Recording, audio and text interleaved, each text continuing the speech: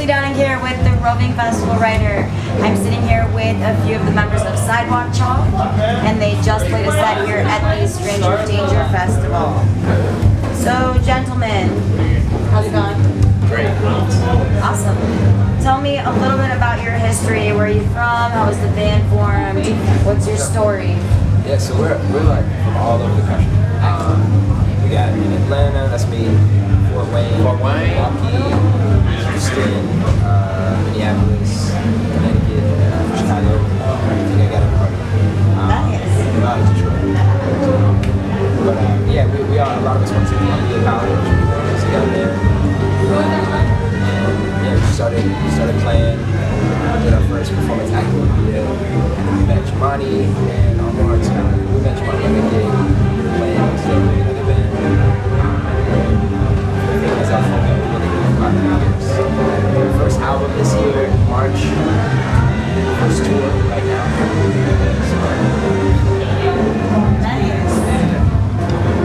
So I think I answered all. You had like 5 questions in there. It was just how it was founded. You did the best you could. No, great. Okay, good. So that's a little bit of the history.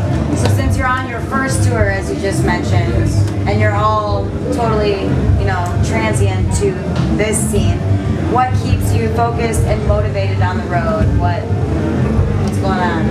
Anything so far? You're new to the road, so. It came from just the shows. The first, this run in June, we played about 14 shows, and there wasn't a bad one in the bunch.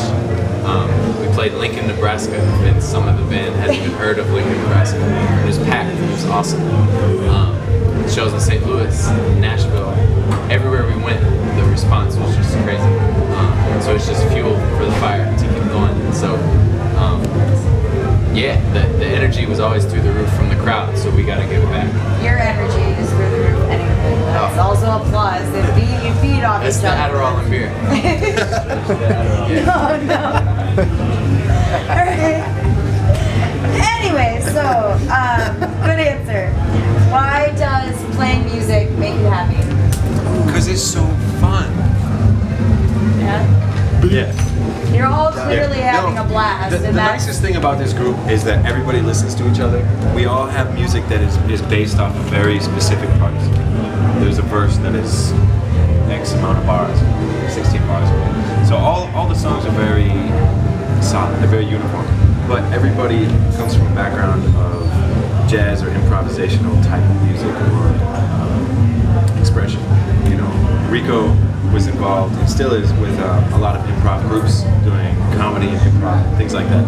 So everybody sort of has this type of improvisational background, and this music is cool because it's a blend of structured but still some freedom to explore. And if somebody takes a chance, everybody's going to be there and everybody's aware that it's happening. Nobody's on autopilot. It's really fun. It's a pleasure to play with this band. I'll be in the middle of a bass line that's just the same note.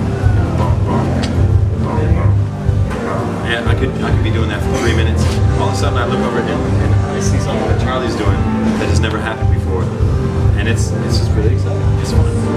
It's a bunch of great players, great musicians. And we're always taking little chances, whether the audience knows it or not. It keeps it really, really good for us.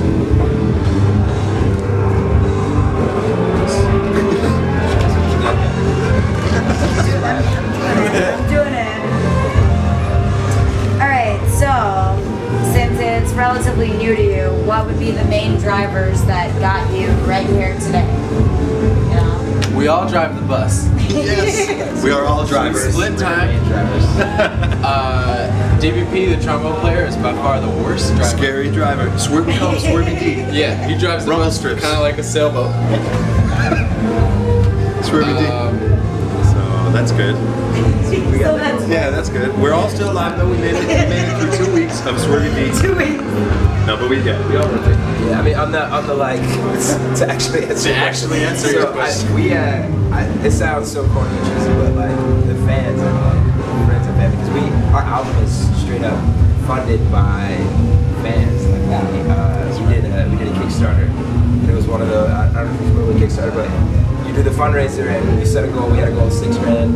It's like we either make it or we don't at all. And we would have made our album no matter what, but you know, we hit the goal and we were like, cool, we can actually make this the way we want to make it. And so I would say that. I would say just the people that are people that love us, that we love, and you know, that love the music. And that's really interesting that you already have fans all over the country, people that are taking it all over the country.